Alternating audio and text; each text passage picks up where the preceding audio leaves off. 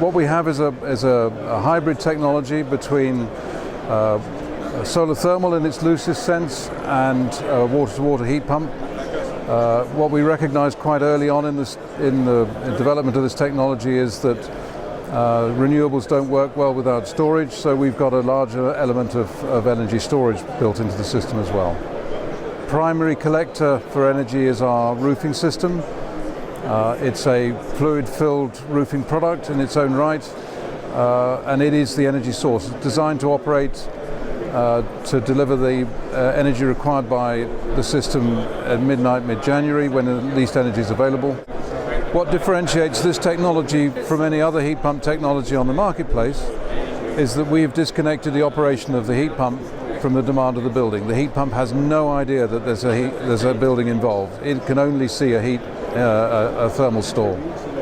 This means that we don't have issues of load cycling. This heat pump is always on full load. Minimum run times are 3 or 4 hours at a time, so it operates in its most efficient capacity at all times. Because the system is designed primarily around solar thermal, our control system spends its entire life trying to turn the heat pump off. So there are large chunks of the year when the heat pump is doing nothing at all. All of the work that is done by the solar collector. This results in a really very efficient system.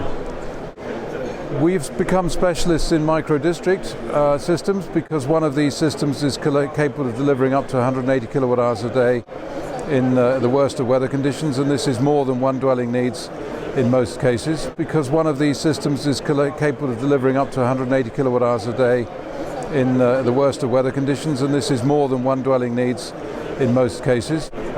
This is really important, in particular in social housing, because what we're looking to do is to be a completely invisible technology for the occupant, really. They just want to heat and to be comfortable. They don't want to be having to manage a system in itself.